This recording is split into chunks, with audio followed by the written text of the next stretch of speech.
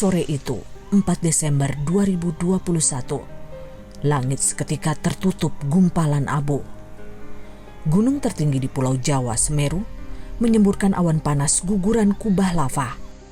Seketika, awan guguran Semeru menghancurkan rumah-rumah warga, seperti yang terjadi di Dusun Curah Kobokan, Desa Supiturang, Kecamatan Pronojiwo, Lumajang.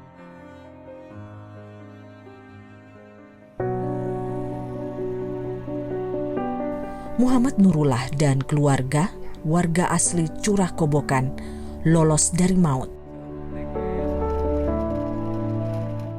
Dia dan 7 orang anggota lainnya sempat terjebak dalam kepungan awan panas di dalam rumah.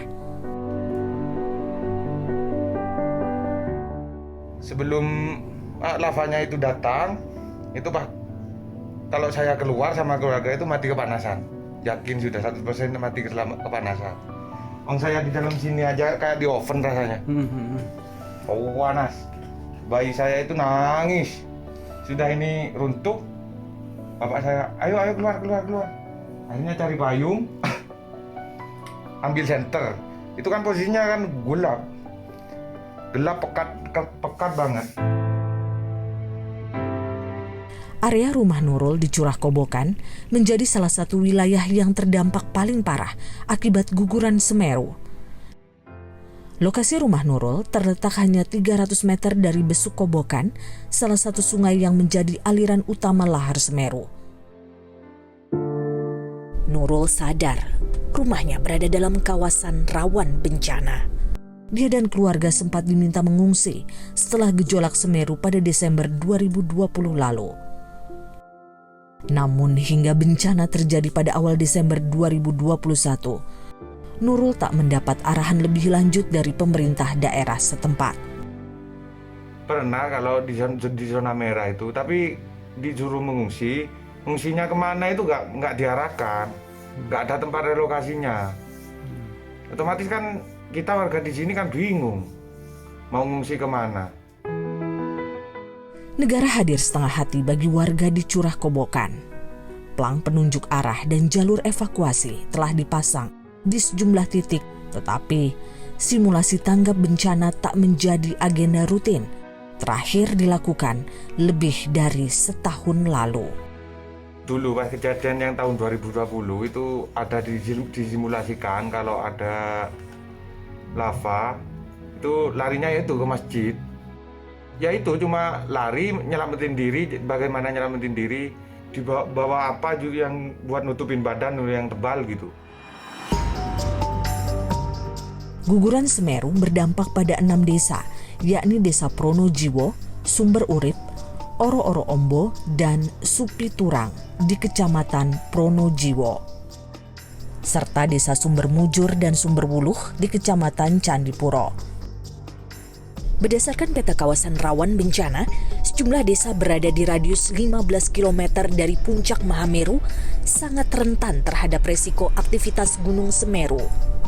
Katakanlah kecepatan itu 200 km per jam kan ya, 15 kilo ya kan dibagi 200 ya. Hanya sekitar 6 menit nyampe ke pemukiman. Bisa gas, bisa hujan abu lebat, bisa lontaran material pijar, bisa awan panas yang mematikan. Ini yang seharusnya saya berharap dari dulu. Peta inilah yang digunakan untuk menata ruang yang bukan hanya berbasis ekonomi, tetapi berbasis perlindungan juga terhadap masyarakat. Mau teknologi apa? Warning apa yang akan dipasang? Itulah peta rawan bencana itu adalah peringatan dini yang paling dini. Negara membuat peta kawasan rawan bencana KRB melalui Badan Geologi Kementerian Energi dan Sumber Daya Mineral. Peta KRB Semeru telah diterbitkan sejak tahun 1996 lalu. Sejak 25 tahun lalu, peta ini telah menunjukkan potensi risiko bencana.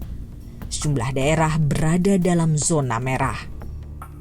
KRB itu kemudian kita hitung resikonya. Resiko itu meliputi berapa banyak masyarakat yang tinggal di sana, berapa infrastruktur yang sudah dibangun di daerah rawan bencana itu. Nah, dari informasi itu kemudian masa pemerintah daerah kita minta untuk bikin namanya rencana penanggulangan bencana. Bagaimana cara menangani itu kalau bencana betul-betul terjadi, erupsi terjadi? Bagaimana sistem peringatan dininya? Bagaimana cara kemudian mereka melakukan mitigasi dan kesiapsiagaan? Lantas mengapa upaya relokasi warga tak jua dilakukan?